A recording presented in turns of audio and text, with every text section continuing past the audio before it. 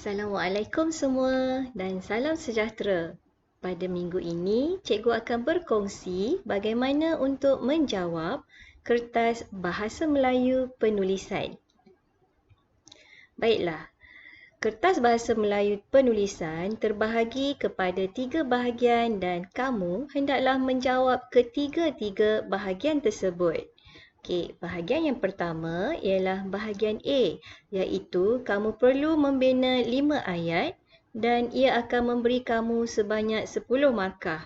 Masa yang diperuntukkan untuk menjawab bahagian ini ialah 15 minit. Kemudian, bahagian B pula ialah kamu perlu menulis ulasan dalam 3 perenggan. Ia akan memberi kamu 15 markah dan peruntukan masa untuk bahagian ini ialah sebanyak 25 minit. Dan bahagian yang terakhir ialah bahagian C, iaitu kamu perlu menulis sebuah karangan yang akan memberi kamu sebanyak 25 markah dalam masa 35 minit.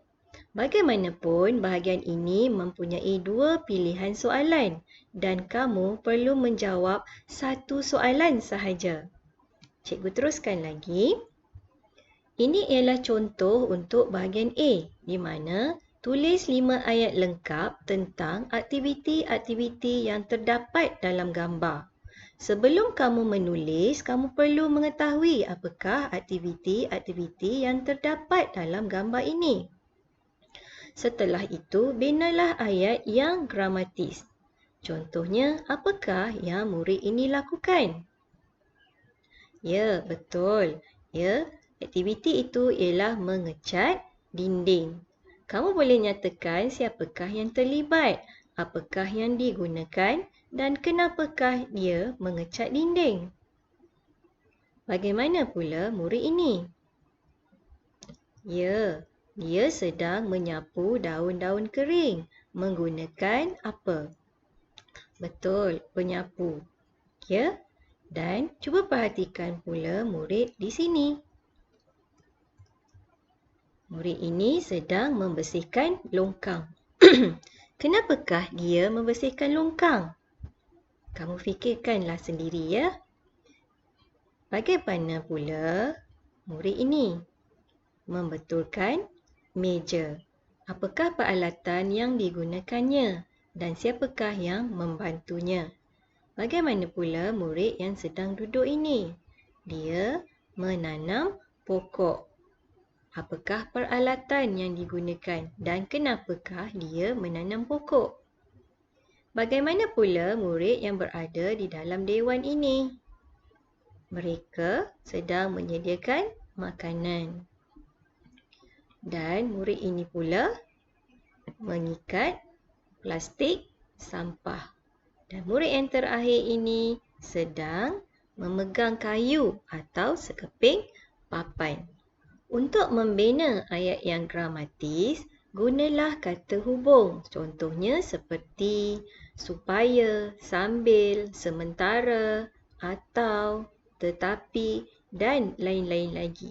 Cikgu percaya kamu boleh membina ayat yang gramatis yang mempunyai keterangan dan perluasan predikatnya. Kita sudah pun belajar tentang itu. Cikgu teruskan kepada yang seterusnya. Ini ialah panduan untuk menulis ulasan. Ulasan perlulah ditulis dalam 3 perenggan. 3 perenggan itu merujuk kepada perenggan 1 iaitu perenggan pendahuluan. Kamu boleh rujuk soalan untuk membuat perenggan pendahuluan. Memadailah sekiranya kamu hanya membuat 2 ayat untuk perenggan pendahuluan ini.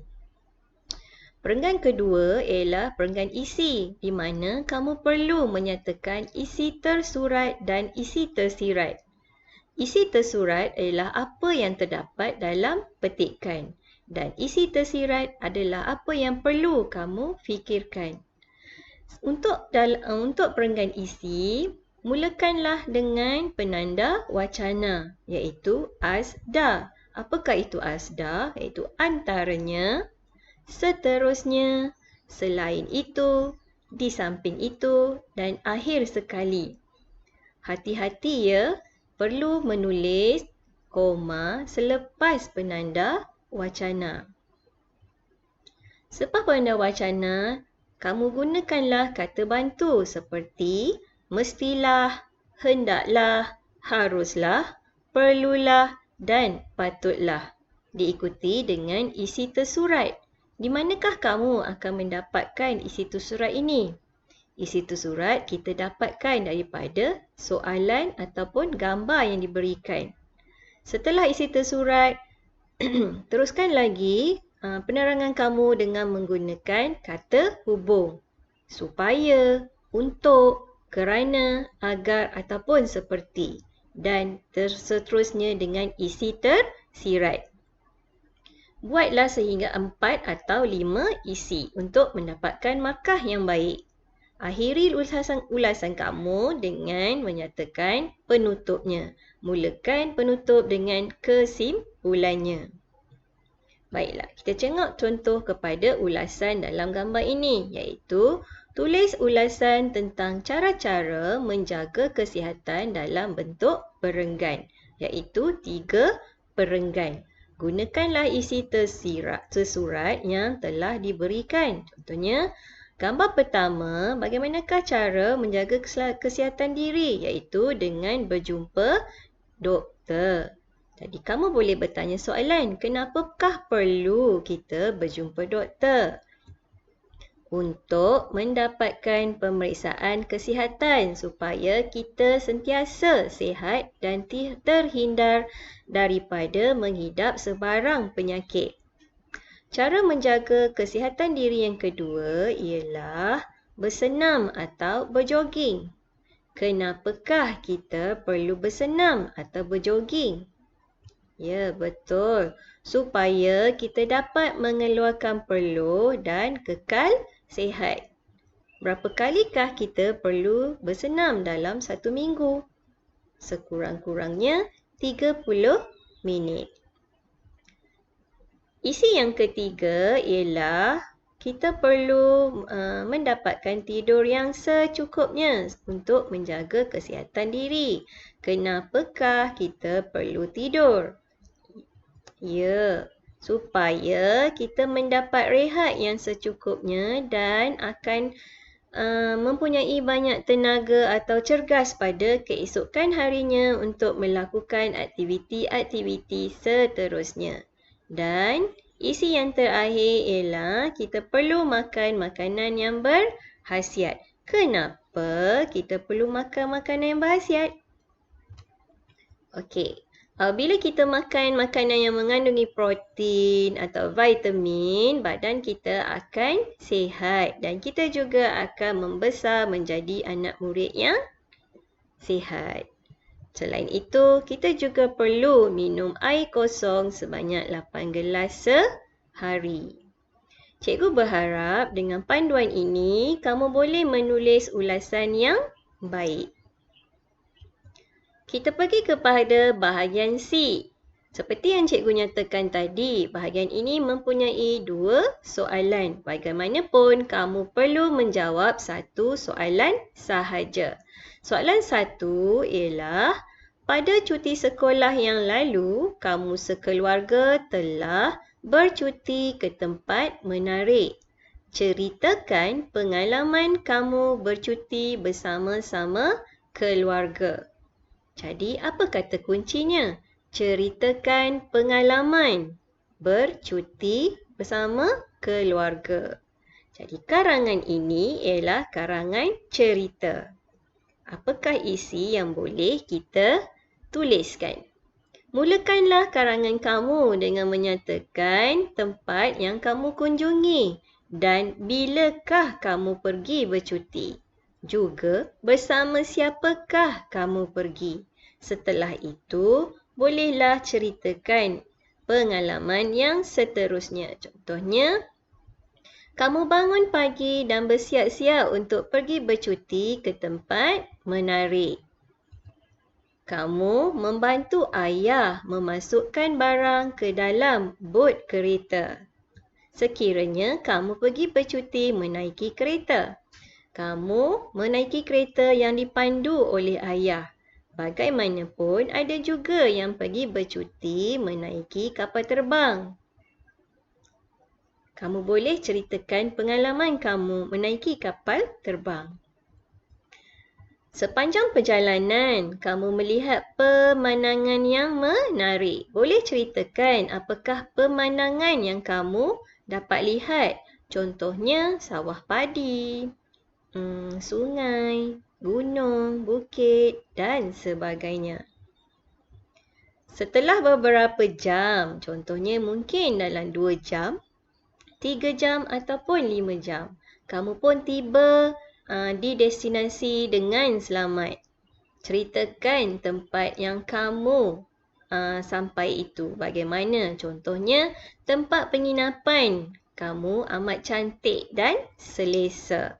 Kamu boleh nyatakan nama hotel kamu menginap. Setelah kamu berehat, ayah kamu membawa kamu melawat banyak tempat menarik. Kamu boleh memberitahu nama-nama tempat yang kamu lawati dan kamu ceritakan dengan terperinci. Apabila melawat tempat menarik, cikgu percaya tentu banyak pengetahuan baru yang kamu dapat. Kamu boleh ceritakan di bahagian ini. Pastinya apabila kamu telah melawat, kita akan berasa lapar. Jadi ceritakan di manakah kamu dan keluarga kamu menikmati hidangan. Tidak lengkap sekiranya dalam sesuatu percutian kita tidak membeli cenderamata. Okey, kamu boleh ceritakan cenderamata yang kamu beli. Contohnya, kamu telah membeli kraft tangan, rantai kunci, gambar, beg, baju dan sebagainya. Dan semua cenderamata itu kamu beli untuk diberikan kepada kawan-kawan atau saudara mara kamu sebagai tanda kenang-kenangan. Okey, baiklah. Akhiri karangan kamu ini dengan menyatakan perasaan kamu. Cikgu pasti semua orang apabila pergi bercuti pasti berasa amat seronok kerana dapat meluangkan masa yang berkualiti bersama ahli keluarga. Nyatakan juga harapan kamu, iaitu kamu berharap dapat pergi bercuti lagi pada masa yang akan datang. Kita beralih kepada soalan yang kedua. Okey, baik. Masih dalam bahagian C, iaitu murid-murid digalakkan menyertai aktiviti co-curriculum di sekolah seperti badan unit beruniform dan persatuan. Tulis karangan tentang kebaikan-kebaikan menyertai aktiviti co-curriculum di sekolah. Apakah kata kunci untuk soalan ini? Ya, kebaikan menyertai co-curriculum. Kamu boleh, okey. Sebelum tu, ini ialah karangan fakta. Ya. Apakah isi yang boleh kita senaraikan? Kamu boleh mulakan karangan kamu di bahagian pendahuluan dengan menyatakan apakah unit uniform yang terdapat di sekolah kamu atau persatuan-persatuan apakah yang terdapat di sekolah kamu. Bilakah aktiviti co-curriculum di sekolah kamu dijalankan dan untuk tahun ataupun tahap berapa? Boleh juga kamu nyatakan apakah co-curriculum yang kamu sertai. Jadi, kemudian untuk perangan seterusnya, perangan isi, kita akan fokuskan kepada kebaikan-kebaikan aktiviti co-curriculum kepada murid. Contohnya, isinya ialah dapat mengisi masa lapang dengan melakukan perkara yang berfaedah. Kebaikannya juga ialah murid akan dapat mendisiplinkan diri dengan mematuhi peraturan-peraturan yang ditetapkan. Selain itu, kebaikannya juga ia dapat menyihatkan badan. Contohnya, awak menyertai kelab bola sepak, kelab catur atau kelab bola baling. Jadi, kamu banyak akan melakukan pergerakan dapat bermain dengan kawan-kawan. Selain itu, kebaikannya juga kamu mendapat pengetahuan baharu. Contohnya, apabila kamu pergi berkhemah bersama kawan-kawan, tentu banyak pengetahuan baharu yang kamu peroleh. Ia juga mengajar setiap murid untuk berdikari, iaitu kamu akan melakukan sesuatu pekerjaan itu dengan sendiri tanpa bantuan ibu bapa. Kamu juga akan mendapat kenalan baharu. Contohnya, jika kamu menyertai apa-apa pertandingan, kamu pasti akan bertemu kenalan baharu ketika pertandingan itu berlangsung. Contohnya, pertandingan bercerita Persatuan Bahasa Melayu. Selain itu, ia juga melatih seseorang murid untuk menjadi pemimpin, di mana kamu menjadi pemimpin atau ketua kepada kawan-kawan kamu. Kamu perlu menguruskan persatuan kamu dengan bimbingan guru. Selain itu, ia juga akan dapat menambahkan pengalaman. Akhirilah karangan ini dengan membuat penutupnya. Bagaimanapun, seperti yang cikgu terangkan pada awal tadi, kamu boleh memilih sama ada untuk menjawab soalan 1 atau soalan 2. Kamu hanya perlu menjawab satu soalan sahaja untuk bahagian C. Semoga idea yang cikgu berikan ini dapat membantu kamu. Jadi, lengkapkanlah tugasan kamu iaitu bahagian A dengan membina 5 ayat yang gramatis. Bahagian B menulis ulasan yang lengkap dan bahagian C menulis sebuah karangan sama ada soalan 1 atau soalan 2. Setelah selesai ketiga-tiga bahagian ini iaitu bahagian A, bahagian B dan bahagian C, hantar semua tugasan ini ke Google Classroom kelas masing-masing untuk disemak. Semoga perkongsian cikgu ini memberi manfaat kepada semua. Sekian, terima kasih.